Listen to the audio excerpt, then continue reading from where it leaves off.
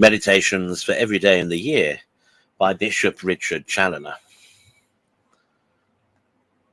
On the conclusion of the year. Consider first that the year is now come to a conclusion. It is just upon the point of expiring. All these 12 months that are now past have flown away into the gulf of eternity. They are now no more. They shall return to us no more. All our years pass in this manner. They all hasten away one after another and hurry us along with them till they bring us also into an endless and unchangeable eternity. Our years will all be soon over. We shall find ourselves at the end of our lives much sooner than we imagine.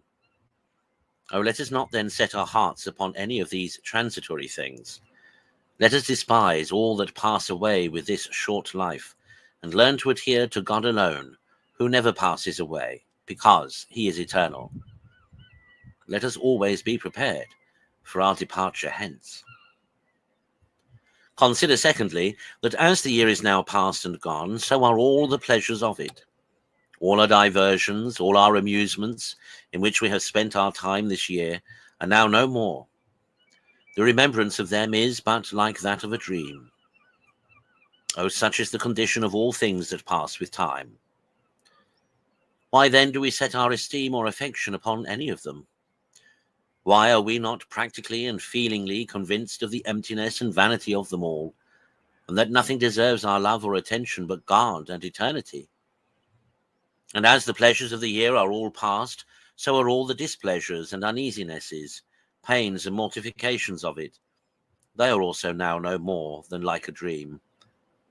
And so will all temporal evils appear to us a little while hence, when we shall see ourselves upon the brink of eternity. Let us learn, then, only to fear those evils which will have no end, and the evil of sin which leads to these never-ending evils. Consider, thirdly, how you have spent your time this year.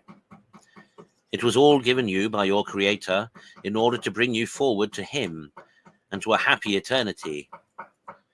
Oh, how many favors and blessings have you received from him every day of this year?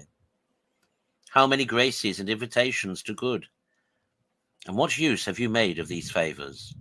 What virtue have you acquired this year? What vice have you rooted out? What passions have you overcome? Have you made any improvement at all in virtue since the beginning of the year? Instead of going forward to God, have you not rather gone backward? Alas, what an account will you have to give one day for all this precious time, and for all these graces and blessings, spiritual or corporal, which you have so ungratefully abused and perverted during the course of this year. Then as to your sins, whether of omission or commission against God, your neighbors, or yourselves, which you have been guilty of this year, either by thought, word, or deed, what a dreadful scene will open itself to your eyes upon a little examination. And little have you done during the course of this year to cancel them by penance. Oh, how melancholy would your case be if your eternal lot were to be determined by your performances of the past year. Conclude by giving thanks to God for all his blessings of this year, and especially for his patience and forbearance with you in your sins.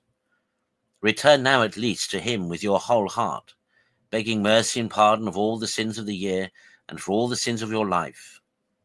And resolve, with God's grace, if he is pleased to give you another year, to spend it in such a manner as to secure to your souls the never-ending year of a happy eternity.